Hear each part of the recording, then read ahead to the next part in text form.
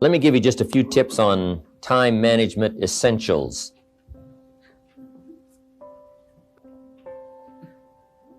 First of all, you run the day or it runs you.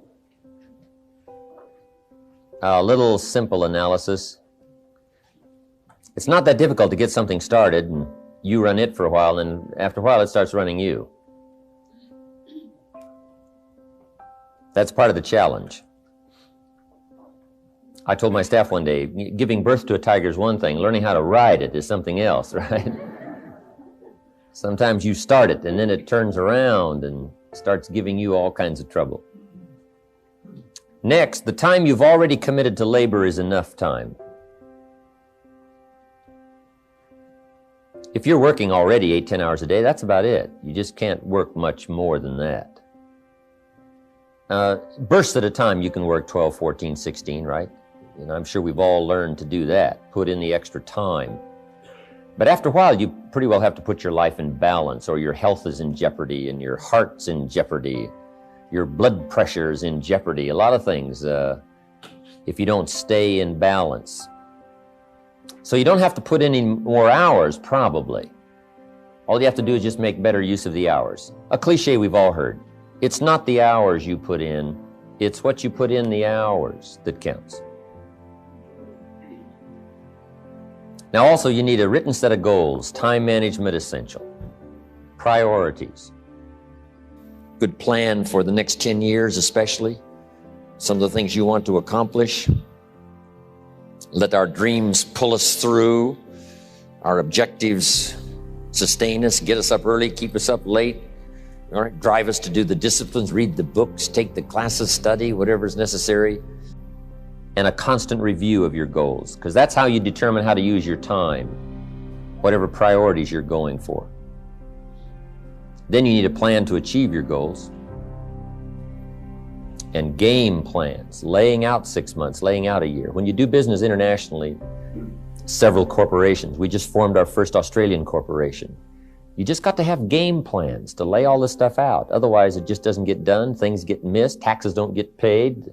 The details don't get taken care of. You've got to learn to think on paper. And if there's one thing under time management we can get across that's major, that one is it.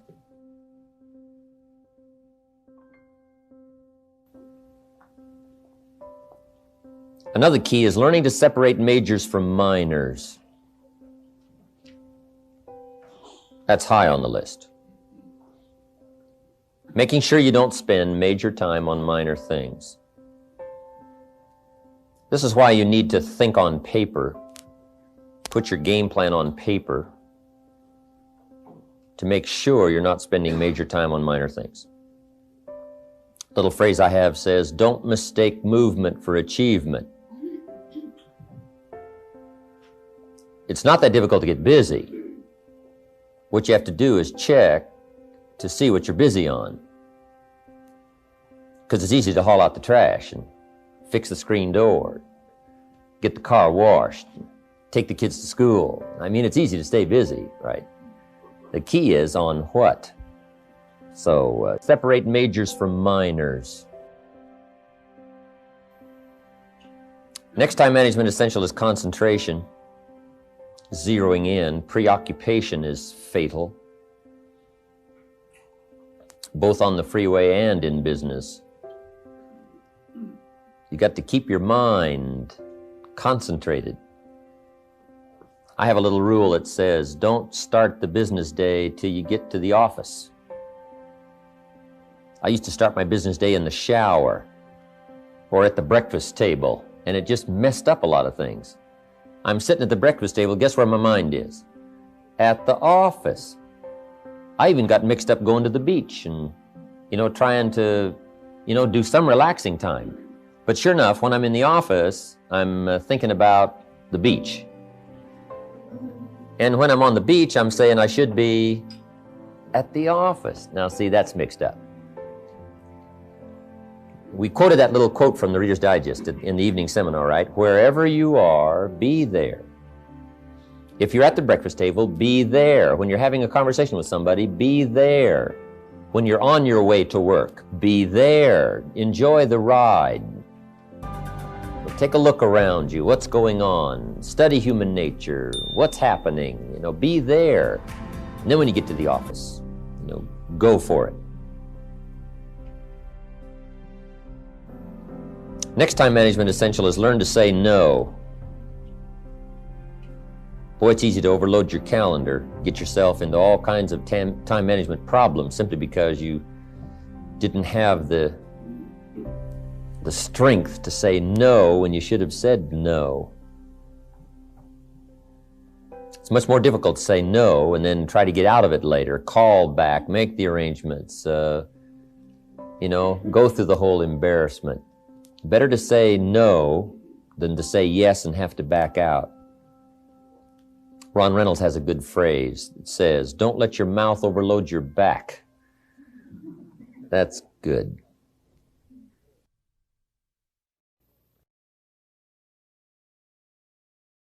The next time management essential is when you work, work, when you play, play. That one I learned the hard way. See, if you're going to put in a day, just put in the whole day. And if you're going to take some time off, take it all off. Right? Take the whole day off. If you're going to work a day, work a good, long, hard day. If you're going to play, play, play all day. Either work all day or play all day. Because guess what? If you're going to knock off at 3 and go play, guess what you're thinking about all morning? Right? Knocking off at 3 o'clock. I mean, it just, it's one of those things. It's hard to zero in, on something and make it productive if you're making plans to do something else. Now, part of this depends on what you do and depends on your work schedule and the job you have and the business you have, right? I understand that. Everything we're talking about these 2 days needs to be altered and monitored and worked around to fit your particular situation. I understand that. I have a builder friend of mine up in San Jose. His name is Peter Paulson. Peter's got it down pat. Peter works a week and takes off a week. That's the way he's got it arranged. He's a builder. Now, it's kind of clever, though. See, he works 5 days, takes off 9.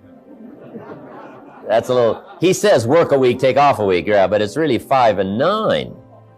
Because it's 5, and then it's a weekend, and 5 days, and another weekend, right? So, but what Peter does, the 5 days he puts in, he works, 14, 16 hours, almost around the clock, keeps 2 or 3 secretaries going, gives all the orders, the accountants, the superintendents, the builders, the whole thing, gets it all arranged, and works around the clock for 5 days, and then goes, takes off. Now, you might not have the luxury of being able to do it that way, but just work on this. When you work, work. When you play, play. Okay, the next time management essential is analyze how you are, and then either compensate for it or change. Sometimes you can remain how you are if you just make other arrangements.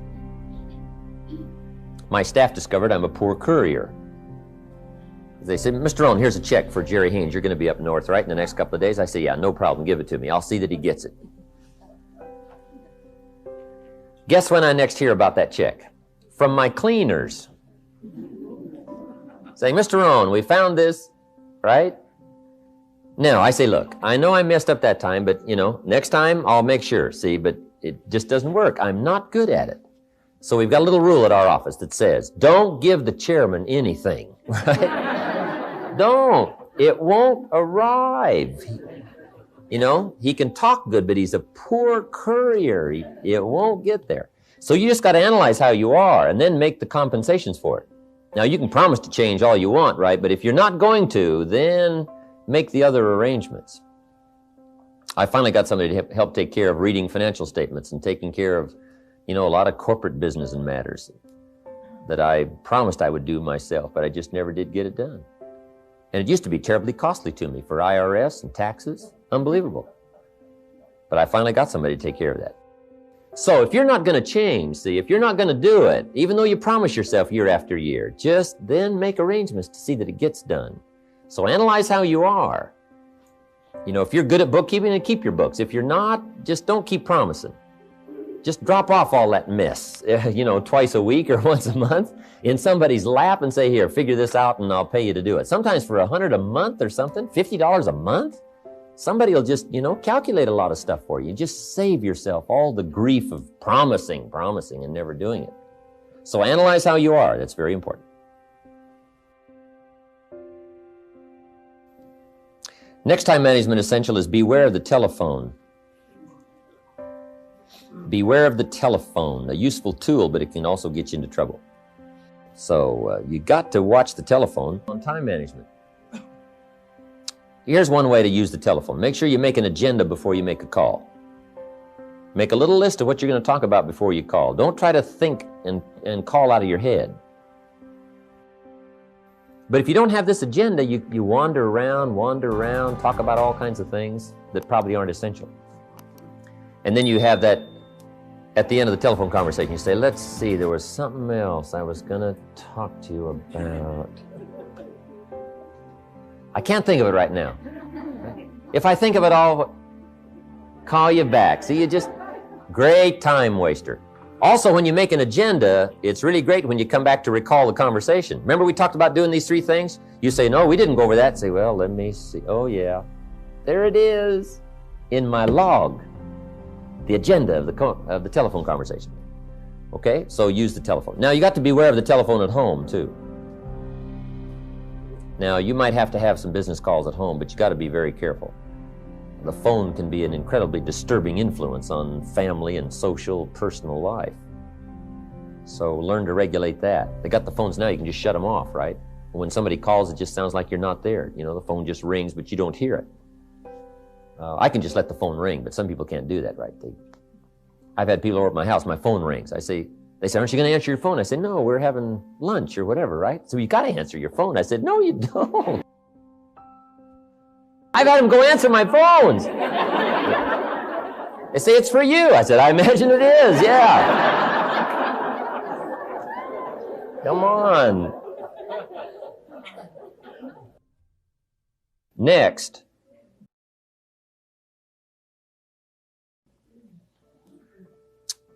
Time management essential is have a certain time to solve problems. We found that helpful, especially in the business world. We say problems after 3. Just set them aside. Now, you don't ignore them, but you just set them aside in a certain time frame. All the problem calls, you just call back after 3 o'clock and just go right through them. Now, also, in setting them aside till 3 o'clock, problem comes in at 9 o'clock. And you say, hey, 3 o'clock, Mr. Rohn's going to get on the phone and make all these problem calls, right? Call back all these answers. Guess what usually happens between 9 and 3? Somebody calls back and says, hey, tell him not to call. We've already got it worked out. But see, if you take that call when it comes, sure enough, now you got to spend time. We learn in sales training. People ask questions. You say, hey, save that till training class. Bring that question to training class. You just learn those time-saving things so you don't have to cover the same things with each person. Okay. Next on time management is read all the books. Just get you some ideas on time management from the books. There's books by Bliss, McKay, Lakin.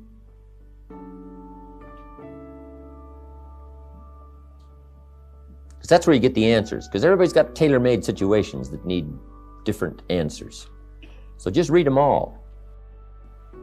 Some of them's got some kind of weird stuff. Right? If you're weird, do the weird stuff, right?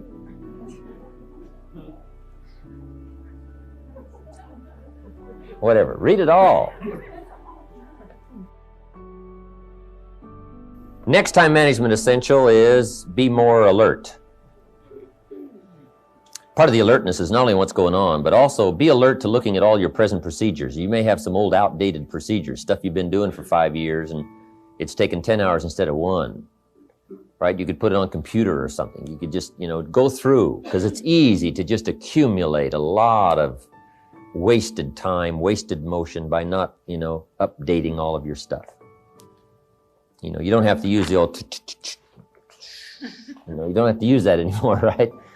The old calculators. They got the neat, easy stuff, right? Just go through and make sure you're not bogged down with some old, antiquated stuff that's wasting a lot of time. And then be more alert. Take a look at what's going around you. Say, hey, I've been going from here to there and it's taking too much time. In sales management, we teach, don't go across town until you've gone across the street. Have they heard your story across the street? Guys, I got this hot prospect 40 miles away. Well, it just probably isn't worth the time. It's too far. You know, the span of distance is too long. Just shorten up the span. So be alert as to those kind of time wasters. The last one here is ask questions. When you get ready to talk to somebody, ask some questions. It might save you a great deal of time. Because it's easy to talk to somebody for an hour and then discover you've been on the wrong subject. Or maybe you're talking to the wrong person. Say, who are you? Oh yeah, John, I forgot. You're talking about somebody else's problem. No, ask questions. You know, then you can get right to the heart of the matter. And then after you've asked a couple of questions, ask a couple of more. Because you can ask somebody, hey, what's wrong? It's not going well, what's wrong? Guy says, well, I can't seem to get at it. And then you just go on, here's how you ought to get at it, and so on, when that's not really the problem. Most people at first don't disclose the real problem. Make sure you learn that in management. Most people at first don't disclose the real problem. They disclose the surface problem. Sometimes the real problem is the problem.